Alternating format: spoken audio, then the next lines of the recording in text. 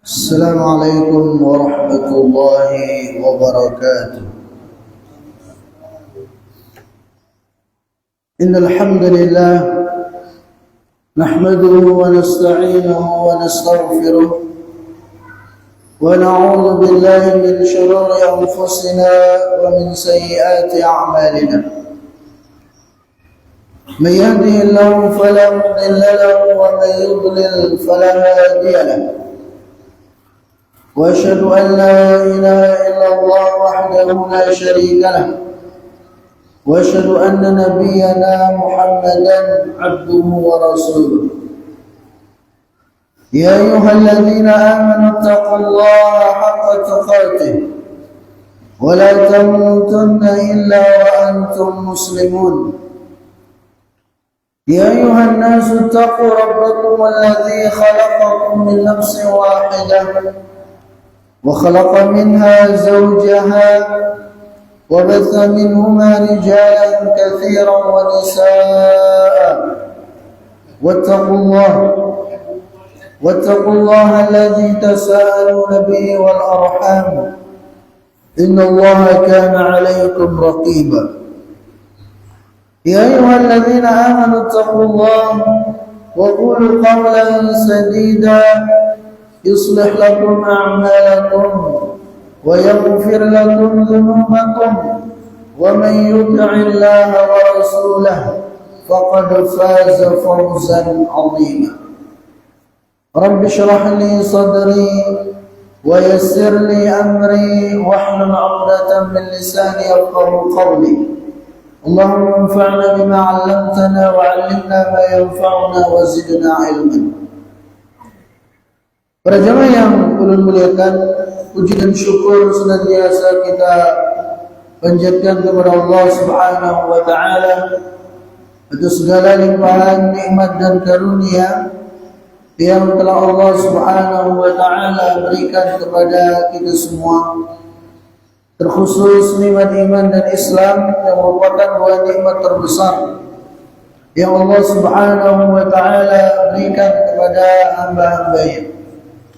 Begitu pula kita bersyukur kepada Allah Subhanahu wa taala atas nikmat kesehatan dan kesempatan yang juga alhamdulillah ya, sampai saat ini masih kita miliki dan rasakan. Maka teruslah kita mengabdi kepada Allah Subhanahu wa taala. Teruslah kita berusaha mengisi hari-hari kita dengan memperbanyak amal soleh, sehingga tatkala kita berjumpa dengannya di hari kiamat kelak, ya kita dalam kondisi memiliki bekal yang cukup. Dan teruslah kita minta tolong kepada Allah Subhanahu wa taala, minta agar kita ditolong untuk selalu bisa bagus dalam mengabdi kepadanya. Karena sejatinya kita ini tidak bisa berbuat apa-apa kecuali dengan pertolongan dari Allah Subhanahu wa taala. Makanya di antara doa zikir pagi dan petang yang Rasulullah SAW ajarkan apa? Ya Hayyu ya Qayyum bi rahmatika astaghith aslih li sya'ni kullahu wa la takilni ila nafsi tarfat 'ain. Yang artinya ya Hayyu ya Qayyum, wahai Zat yang maha hidup, yang maha berdiri sendiri, yang maha mengurus hamba-hambanya, bi rahmatika astaghith. Ya Allah, dengan pertolonganmu, dengan rahmatmu aku minta pertolongan ya Allah. Aslih li sya'ni kullahu. Ya Allah, perbaiki segala urusanku ya Allah. Baik urusan duniaku, apalagi urusan agamaku, perbaiki semuanya ya Allah. Wala takilni ila nafsi tarfat 'ain. Dan ya Allah, jangan engkau lepas aku, jangan engkau tinggalkan aku, jangan engkau biarkan aku tanpa pertolonganmu, walaupun hanya satu kedip mata sekalipun. Jangan ya Allah. Ini doa yang luar biasa sekali. yang sunnah dibaca setiap pagi dan sore. Ya, itu permohonan kepada Allah Subhanahu wa taala agar Allah Subhanahu wa taala selalu menolong kita, khususnya dalam beribadah kepada-Nya. Ya, doa-doa seperti ini berbahaya. Termasuk juga doa yang Rasulullah SAW ajarkan untuk dibaca setiap selesai sholat. Ya Allahumma a'inni ala dzikrika wa syukrika wa husni ibadatika. Ya Allah, tolonglah aku. A'inni, tolonglah aku ya Allah, ala dzikrika, agar selalu bisa mengingatmu. Wa syukrika, dan agar selalu bisa bersyukur kepadamu ya Allah. Wa husni ibadatika, dan agar selalu bisa bagus dalam beribadah, dalam mengabdi kepadamu. Ya, doa-doa seperti ini berbahaya. Ya, dan doa-doa yang lain yang Rasulullah Sallallahu Alaihi Wasallam ajarkan. Karena sekali lagi kita itu mustahil bisa berbuat apa-apa tanpa pertolongan dari Allah Subhanahu wa taala. La haula wala quwwata illa billah. Tidak ada daya dan upaya melainkan atas pertolongan dari Allah Subhanahu wa taala. Nah, para jemaah yang Allah muliakan, pada kesempatan ini kita akan melanjutkan pembahasan kita dari kitab Tauhid. Kita akan bahas tentang al-mahabbah. Ya, di sini pembahasan kita pada bab ini itu kaitan dengan ibadah-ibadah hati. Ya, dulu kan sudah kita bahas ibadah itu adalah satu nama yang mencakup segala sesuatu yang dicintai oleh Allah dan diridhai oleh-Nya, baik berupa perbuatan ataupun berupa ucapan yang zahir ataupun yang batin. Nah, pembahasan kita ya pada bab ini itu kaitan dengan ibadah-ibadah hati. Ya, ibadah-ibadah yang dilakukan oleh hati kita. Dan ternyata ibadah-ibadah hati itu juga termasuk ibadah-ibadah yang luar biasa pentingnya bagi seorang muslim. Nah, ibadah hati yang kita akan bahas pada kesempatan ini adalah al-mahabbah. Itu rasa cinta. Di sini kata beliau, mahabbatullahi ta'ala ibadatun. Kecintaan kepada Allah Subhanahu wa ta'ala itu sejatinya adalah ibadah. Ya, jadi ibadah itu tidak terbatas pada perbuatan anggota tubuh dalam bentuk salat, puasa, zakat, haji, ya, atau dalam bentuk ucapan-ucapan lisan, dalam bentuk zikir, baca Quran dan seterusnya. Nah, termasuk cinta, itu cinta kepada Allah Subhanahu wa taala. Ini adalah ibadah yang agung. Bahkan pada pekan yang lalu kita sudah sampaikan, ya, rukun utama dari sebuah ibadah itu adalah cinta. Cinta kepada Allah Subhanahu wa taala. Itulah yang akan menjadikan seorang itu selalu rindu untuk beribadah kepada Allah. Ya, karena dia menjadikan Allah zat yang paling dia cintai, sehingga dia selalu rindu untuk berjumpa, ya, untuk bermunajat kepada Allah Subhanahu wa taala. Itulah yang akan menjadikan dia merasa nyaman, merasa tenang, merasa semangat dalam beribadah kepada Allah Subhanahu wa taala, cinta kepada Allah. Jadi mahabbatullahi ta'ala ibadatun. Cinta kepada Allah Subhanahu wa taala itu adalah ibadah yang agung. Mahabbatullahi ta'ala min a'zamil ibadati wa ajalliha. Cinta kepada Allah Subhanahu wa taala termasuk dari ibadah yang paling agung dan yang paling besar. Wa hiya ruknun min arkanil ibadah. di mana cinta kepada Allah Subhanahu wa taala ini adalah salah satu rukun dari rukun-rukun ibadah yang 3. Wallahu ta'ala a'zamu mahbubin, dan sungguh Allah Subhanahu wa taala adalah zat yang harus paling utama untuk kita cintai. Jadi dalam hal mencintai, para jamaah yang boleh muliakan, itu yang harus ada di level tertinggi, yang harus ada pada tingkatan cinta kita tertinggi adalah cinta kepada Allah. Ya, jadi cinta kepada Allah itu yang paling tinggi. Baru kemudian cinta kepada siapa? Rasulullah sallallahu alaihi wasallam. Baru kemudian cinta kepada orang tua kita, kepada istri dan anak-anak kita. Ya, itu posisinya di nomor 3. Ya. Sehingga para jamaah yang belum muliakan, ketika Allah Subhanahu wa taala dijadikan yang paling dicintai, ketika kecintaannya kepada makhluk, kepada selain Allah bertentangan dengan kecintaannya kepada Allah, maka kecintaannya kepada Allah yang akan dia dahulukan. Ya, banyak kan orang gara-gara terlalu cinta kepada istri dan anak-anaknya, justru itu menjerumuskan dia pada maksiat, pada dosa. Ya, kadang saking cintanya sama istrinya, sama anak-anak yang merengek, minta ini minta itu, udah dia gak peduli, cari duit, yang penting bisa memenuhi keinginan istri dan anak-anaknya, mau dengan cara halal haram gak peduli, mau dengan cara jual khamr, jual narkoba, jual apa, gak peduli, yang penting bisa memberikan apa yang diinginkan oleh istri dan anak-anaknya, saking cintanya misalnya. Nah, ini kenapa bisa terjadi? Karena kecintaannya kepada makhluk itu mengalahkan cintanya kepada Allah.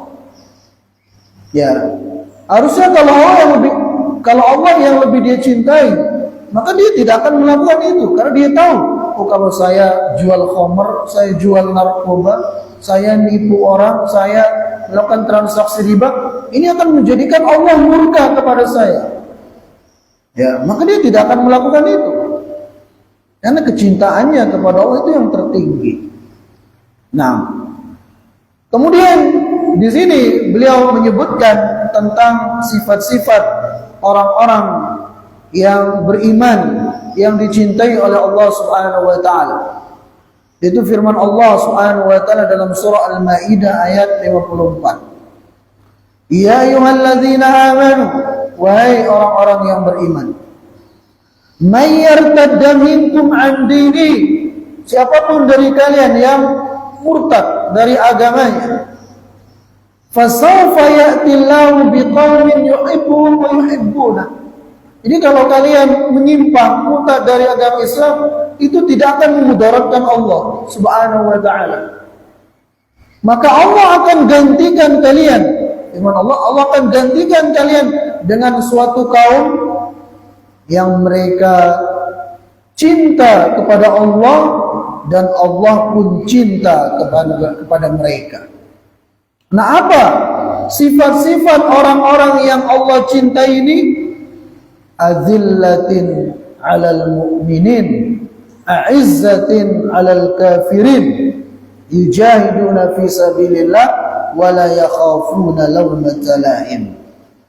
Di mereka adalah orang-orang yang merendah, yang tawadu kepada saudaranya sesama mukmin. A'izzatin 'alal kafirin, mereka orang yang tegas kepada orang-orang kafir. Yujahiduna fi sabilillah, dan mereka berjihad di jalan Allah Subhanahu wa taala. Jadi yang menjadi syahid atau dalil kita dari ayat ini adalah firman Allah Subhanahu wa taala, yuhibbuhum wa yuhibbunah. Jadi Allah Subhanahu wa taala akan mendatangkan suatu kaum yang mereka cinta kepada Allah dan Allah pun cinta kepada mereka. Ini sifat-sifat orang-orang beriman, orang-orang mukmin. Ya, mereka adalah orang-orang yang cinta kepada Allah. Begitu pula dalam ayat yang lainnya, Allah Subhanahu wa taala berfirman, "Walladzina amanu asyaddu hubban lillah."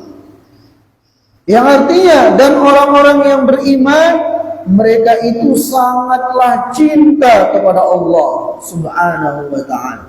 Jadi kecintaannya kepada Allah mengalahi kecintaannya kepada siapapun. Orang beriman harus begitu. Ya. Kemudian, asbabu mahabbatil muslim li rabbih jalla wa ala. Sebab-sebab kenapa kita sebagai orang-orang yang beriman ini kemudian sangat cinta kepada Allah. Kenapa?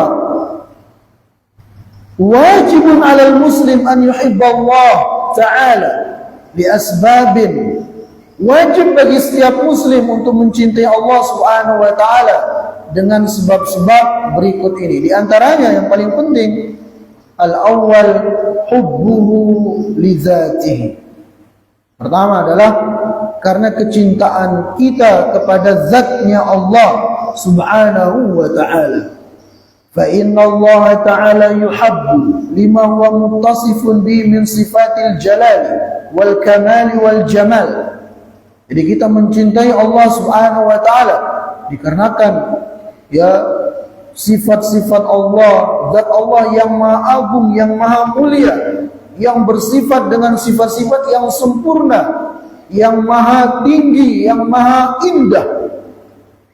Ya, makanya kita sangat cinta kepada Allah Subhanahu wa ta'ala. Oleh sebab itu, ya nanti di hari kiamat, khususnya bagi penduduk surga, kenikmatan terbesar penduduk surga itu apa?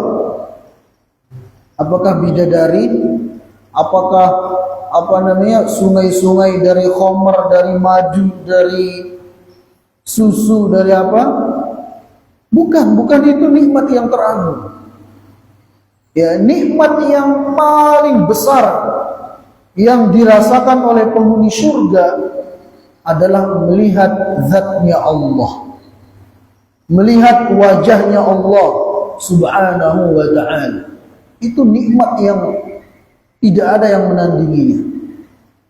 Ya, berjumpa dengan zat yang paling mereka cintai, itu Allah Subhanahu wa ta'ala.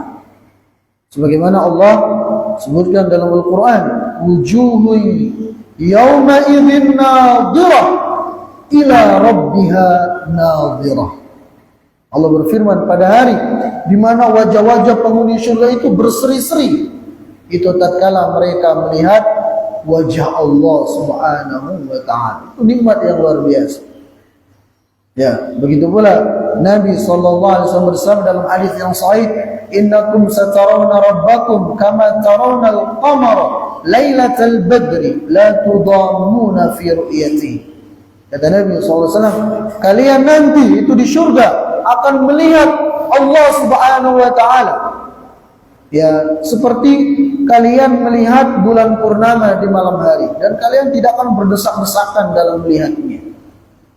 Ini nikmat yang paling agung. Nikmat bertemu dengan zat yang paling dicintai ya oleh mereka orang-orang yang beriman. Nah, maka ini kenapa kita mencintai Allah Subhanahu wa ta'ala? Karena kita cinta terhadap zatnya Allah, terhadap sifat-sifatnya yang maha agung, yang maha tinggi, yang maha segala-galanya. Ya, yang tidak ada kekurangan pada sifat-sifatnya. Allah yang maha sempurna, yang maha segala-galanya. Makanya kita sangat cinta kepada Allah Jalla Jalal. Kemudian yang kedua, kenapa kita mencintai Allah Subhanahu wa ta'ala? Li'anna Allah khalaqahu wa razaqahu wa amaddahu bi jami'in ni'am. Jadi kita cinta kepada Allah karena Allah Subhanahu wa ta'ala dialah yang menciptakan kita. Ya, dialah yang telah memberikan kita rizki. Bahkan dialah yang telah menganugerahkan kepada kita semua nikmat-nikmat yang kita rasakan di dunia ini. Yang kecil ataupun yang besar, itu semua sejati adalah pemberian dari Allah. Makanya kita sangat cinta kepada Allah. Lah kita kalau ada kawan kita, ya, itu sering ngasih kita sesuatu, ya, ngasih kita pemberian, apalagi sering ngasih duit, ya, cinta nggak kita sama dia, senang nggak kita sama dia? Oh pastinya senang, pastinya senang. Nah itu yang dikasih nggak seberapa. Nah sekarang Allah Subhanahu Wa Taala memberikan kita segala-galanya. Ya nggak usah jauh-jauh, nafas saja. Ya, nafas itu kalau dibeli itu berapa duitnya tuh? Ya orang yang beli tabung oksigen tuh, ya itu berapa itu? Dikali sekian tahun kita hidup di dunia ini, itu baru nafas. Ya, belum nikmat melihat, mendengar, ya, yang itu semua luar biasa. Ya, kalau nafas kita ditahan oleh Allah beberapa detik saja sudah ngos-ngosan gitu. Ya, lihat saudara-saudara kita yang kena penyakit asma itu tersiksa sekali kalau sedang kambuh itu. Ya, jadi nikmat bernafas itu nikmat yang luar biasa. Ya belum lagi nikmat-nikmat yang lainnya. Jadi inilah salah satu sebab kenapa kita begitu mencintai Allah di atas kecintaan kita kepada siapapun. Karena Allah yang memberikan kita segala-galanya. Ya, kita lahir nggak bawa apa-apa, ya tanpa memakai sehelai benang sekalipun, nggak ada apa-apa. Kemudian Allah kasih kita semuanya dari harta benda.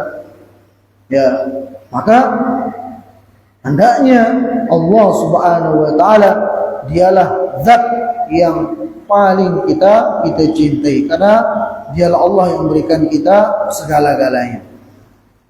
Kemudian yang ketiga, dari sekian banyak sebab kenapa Allah Subhanahu Wa Taala adalah zat yang paling kita cintai, annallaha hadana lil Islam was sunnah wa waffaqana littiba'i dini wa syar'i wa hadha a'zamun ni'am.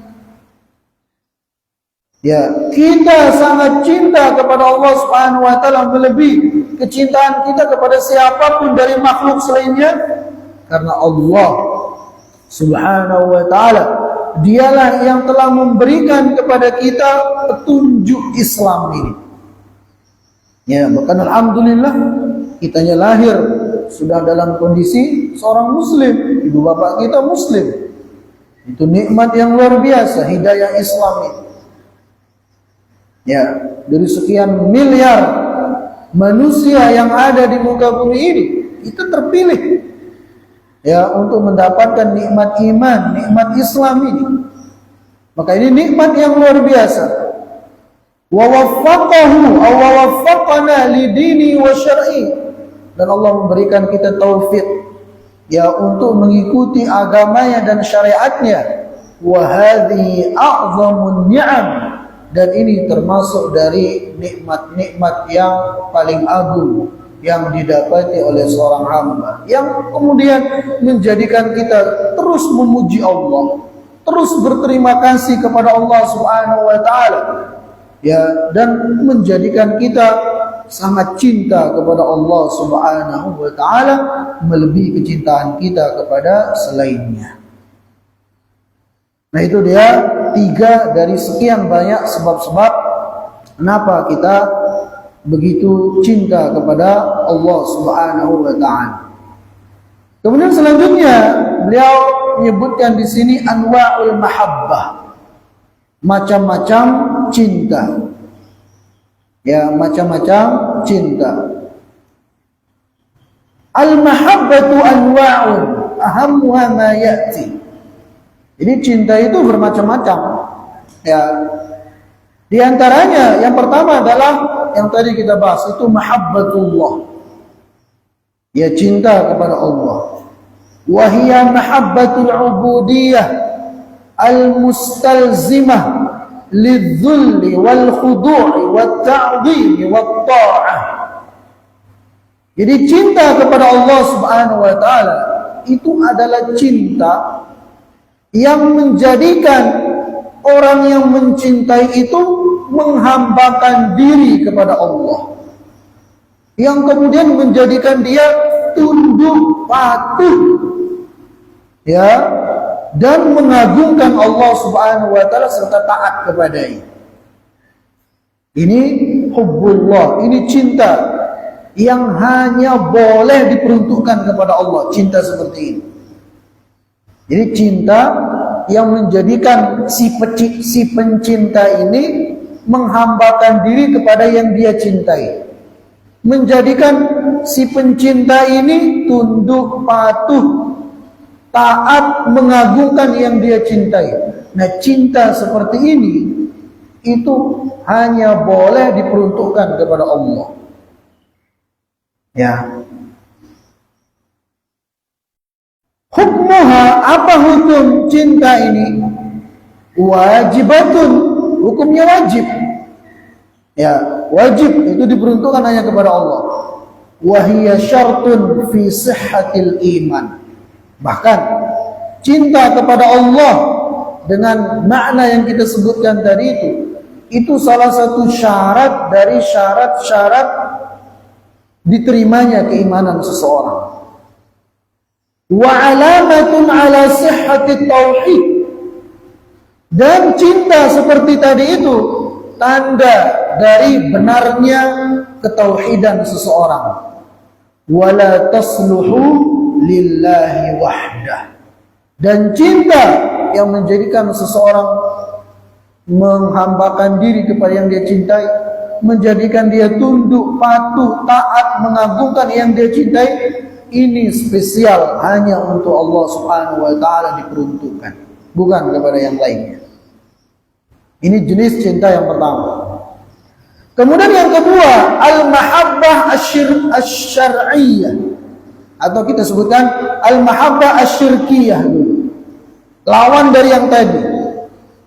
Cinta yang syirik. Itu apa? Nah, ini hati-hati gitu. Wahia mahabbatu ahadin mithlu mahabbatillah.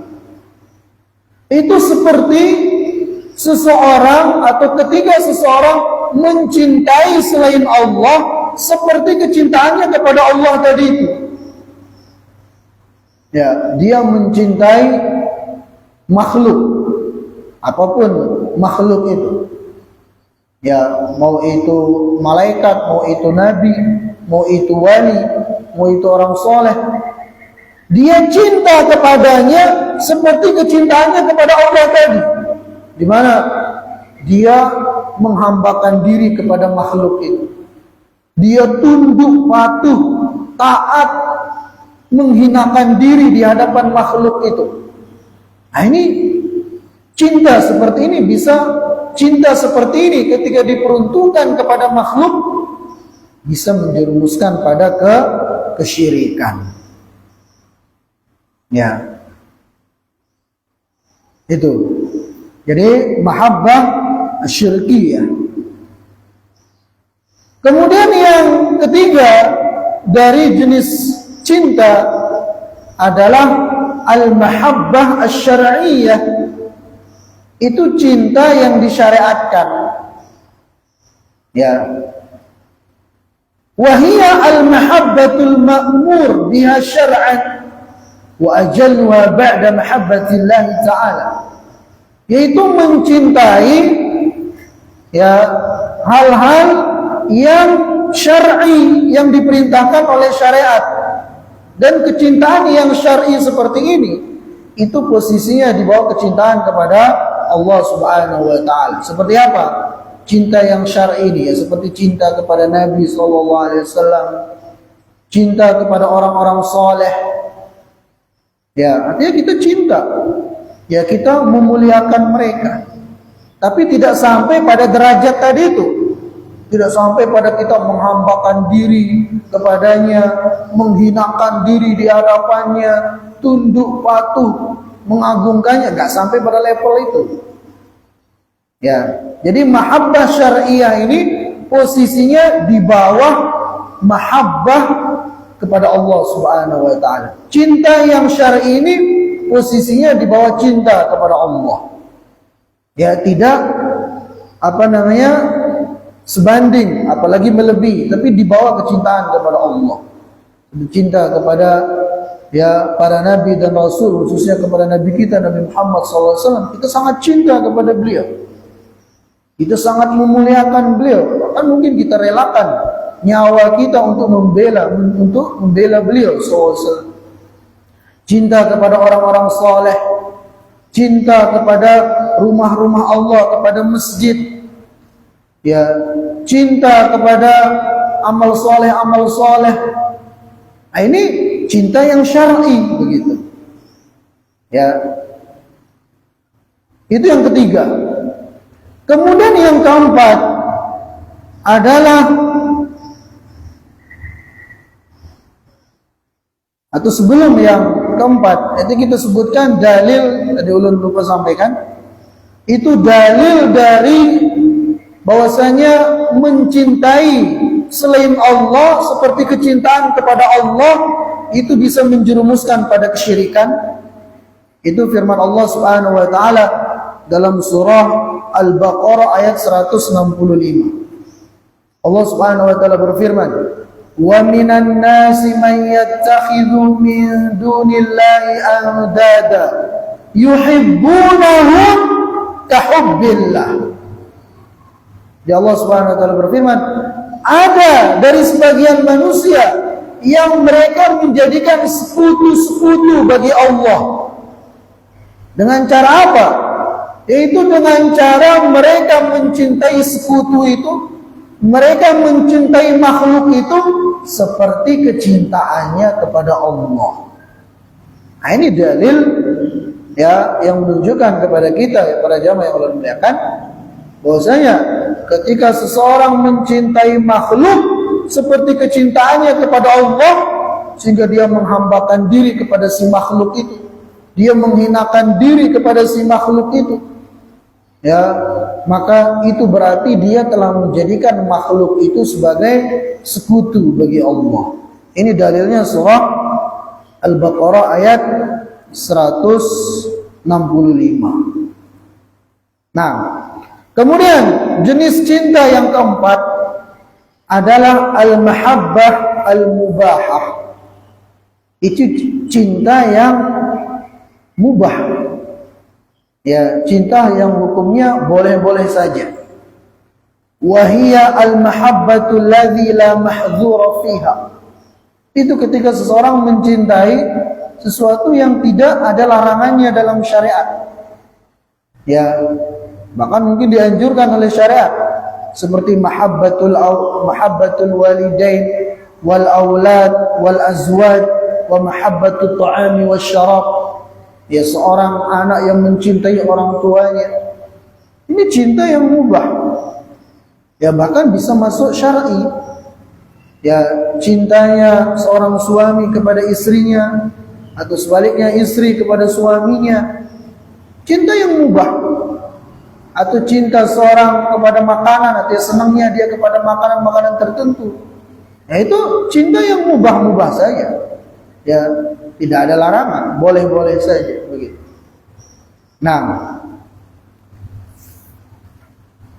selama tentunya kecintaan yang mubah ini tidak menjerumuskan dia pada hal-hal yang diharamkan oleh Allah Subhanahu wa taala. Seperti cinta kepada lawan jenis. Mubah apa enggak? Mubah. Memang tabiat manusia cinta kepada lawan jenis. Tapi ketika itu menjerumuskan dia pada pacaran, ya, apalagi kemudian berdua-duaan, ya, bahkan sampai na'udzubillah pegang-pegangan, apalagi sampai terjerumus pada yang lebih dari itu, nah, maka cinta seperti ini jadinya cinta maksiat. Nah, kalau kita mau tambah Di sini disebutkan 4. Ya, kalau kita mau tambah, ya cinta yang maksiat. Ya, itu cinta yang menjerumuskan seseorang pada hal-hal yang diharamkan oleh Allah Subhanahu wa taala. Ya, seperti tadi itu.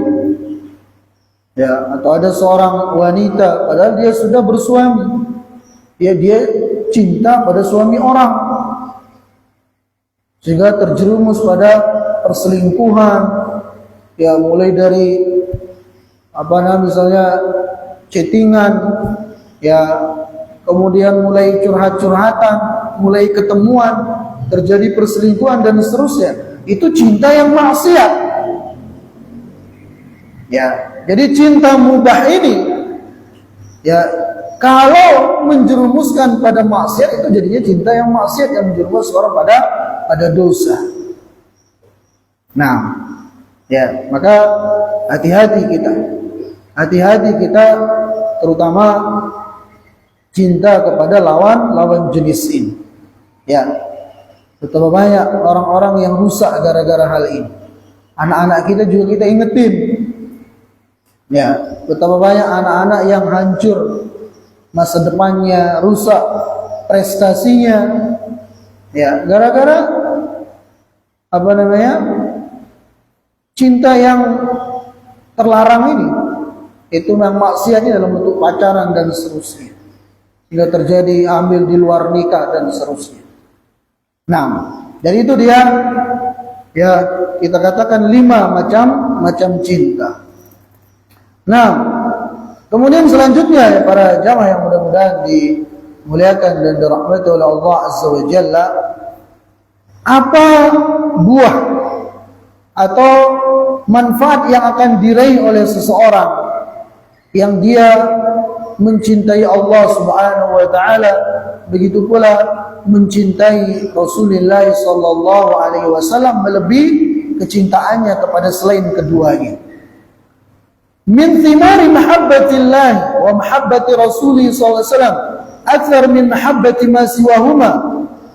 Di antara buah manfaat dari seseorang mencintai Allah kemudian mencintai Rasulullah SAW melebihi kecintaannya kepada selainnya, manfaatnya apa?